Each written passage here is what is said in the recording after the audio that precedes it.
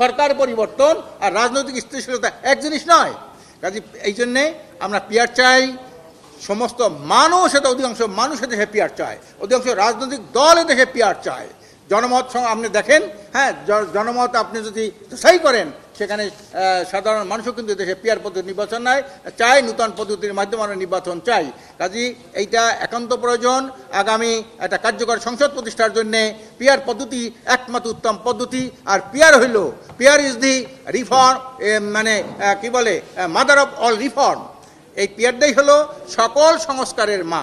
কাজে এই জন্যে আগামী এটা না হলে, আপনার তত্ত্বাবধায়ক সরকারের আগে নির্বাচন হয়েছে না, তত্ত্বাবধায়ক কার্যকরী ছিল না, বিতর্কিত ছিল। এই কার্যকরী তত্ত্বাবধায়ক প্রতিষ্ঠার জন্যে পিয়ার পদ্ধতির নির্বাচন দরকার। কাজে এই জন্যে আমরা এটাকে বলছি, যতগুলো সংস্থা আপনি করেছেন, মানবাধিকার সংস্থা বলেন আর হইলো কি কয় আপনার ন্যায়পাল বলেন, কোনোই কার্যকরী হবে না যদি সংসদটা অন্তর্ভুক্তিমূলক না হয় এবং সেখানে শতভাগ জনমতে প্রতিফলন না করে।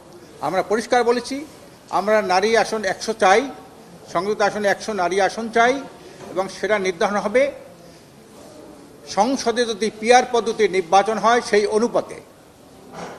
কারণ নারীরা প্রত্যক্ষ ভোটে নামা বর্তমান যুগে এটা অনেক নারীদের কষ্টসাধ্য ব্যাপার হয়। আমরা সহজে তাদেরকে সম্মানের আসনে রাখবো, সংসদে কথা বলার জন্য রাখবো, নারীর পক্ষে কথা বলার জন্য তার সংসদে রাখবো।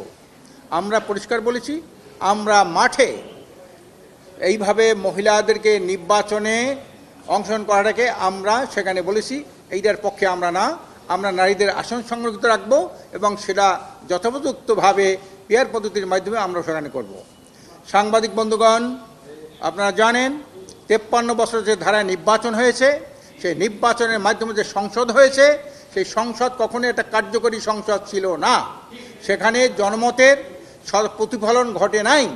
সেখানেই একটা জনমতের যেমন অংশগ্রহণ করে নাই, একটা মেধাবী সংসদও সেখানে প্রতিষ্ঠিত হয় নাই।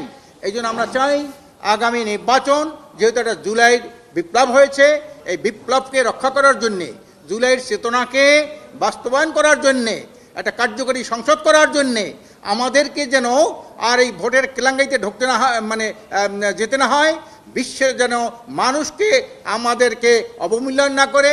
এই জন্য আমরা চাইছি আগামী সংসদ নির্বাচনটা হবে পিয়ার পদ্ধতির নির্বাচন। আজকের আমরা লিখিত দিয়েছি, জামাত ইসলাম সহ অনেক দল এইটার পক্ষে কথা বলেছেন।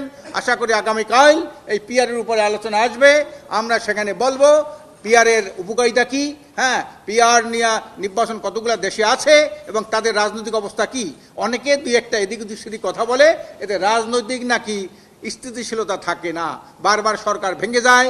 ইটালির উদাহরণ তারা নিয়ে আসে। আমরা পরিষ্কার বলেছি, ইটালিতে বারবার সরকার পরিবর্তন হয়েছে ঠিকই, কিন্তু সেখানে রাজনৈতিক স্থিতিশীলতা নষ্ট হয় নাই। নারীরা আমার মায়ের জাতি, মেয়ের জাতি, কন্যা, স্ত্রীর জাতি। নারীর সর্বোচ্চ অধিকার প্রতিষ্ঠা করা, এটা একজন মুসলমান হিসাবে, দেশপ্রেমিক নাগরিক হিসাবে প্রত্যেকের ইমানি এবং মানবিক এবং রাজনৈতিক দায়িত্ব।